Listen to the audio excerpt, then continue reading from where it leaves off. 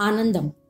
दोस्तों, आप मेरी इस बात से जरूर सहमत होंगे कि ईगो या अहंकार हमारा सबसे बड़ा दुश्मन होता है। अपने जीवन की बहुत सारी लड़ाइयां हम अपने अहंकार के कारण हार जाते हैं। ऐसी ही एक कहानी आज मैं आपके साथ शेयर करूंगी। एक बार किसी छोटे से गांव में एक मूर्तिकार रहता था। मूर्तियां बनाना उसके काम के साथ साथ उसका जुनून भी था। दिन रात वो मूर्तियां बनाने में व्यस्त रहता और उसकी बनाई मूर्तियों की खास बात ये थी कि वो एकदम सजीव लगती थी, बिल्कुल रियल, जैसे उसमें अगर प्राण डाल दिए जाएं तो वो सच में बोल उठे। चारों ओर उसकी कला की तारीफ होने लगी। धीरे धीरे वो बहुत मशहूर हो गया। उसकी मूर्तियां मुंह मांगे दामों पर बिकने लगी। ये व्यापार कुछ ही समय में बहुत बढ़ गया और चारों तरफ उसकी मूर्तियों के चर्चे होने लगे।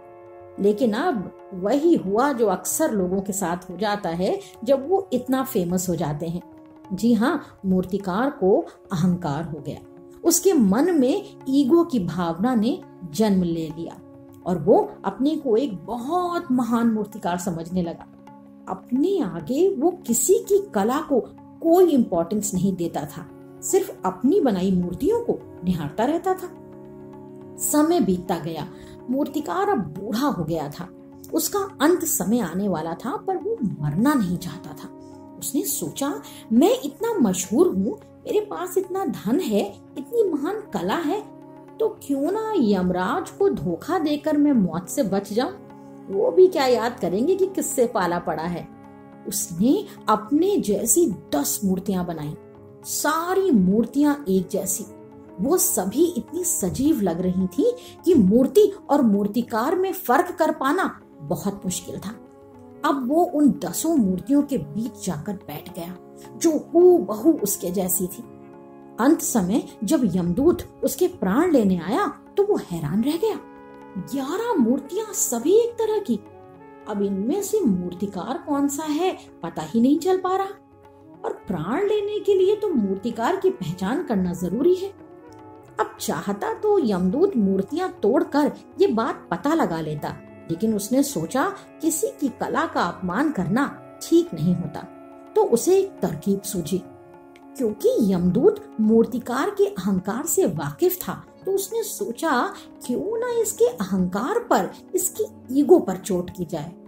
उसने मूर्तियों की ओर देखकर कहा, वाह, कितनी सुंदर मूर्तियां हैं, कितनी सजीव मूर्तियां हैं। आज से पहले मैंने ऐसी अद्भुत मूर्तियां नहीं देखी। लेकिन ये क्या, इतना महान होते हुए भी मूर्तिकार ने इन्हें बनाने में एक गलती कर दी। मूर्तियों में गलती की बात सुनकर मूर्तिकार के ईगो को बहुत ठेस पहुंची और वो अपने को रोक नहीं पाया और बोल उठा, गलती? कहाँ की मैंने गलती? ये असंभव है, मैं कोई गलती नहीं कर सकता। आज तक मूर्तियां बनाने में मुझसे कोई भी चूक नहीं हुई है। ये बात सुनकर यमदूत ने कहा, मूर्तियां बोला नहीं करती और तुम बोल उठे। तुम्हारी सबसे बड़ी गलती तुम्हारा अहंकार है, जिस पर तुम्हारा कभी बस नहीं रहा। इतना कहकर यमदूत मूर्तिकार के प्राण लेकर चला गया। तो देखा दोस्तों, हमारा अहंकार या ईगो हमारे विनाश का कारण होता है। इसलिए अपने अहंकार को दूर भगाइए और अपने व्यक्तित्व को निखारने की कोशिश कीजिए। आनंदम।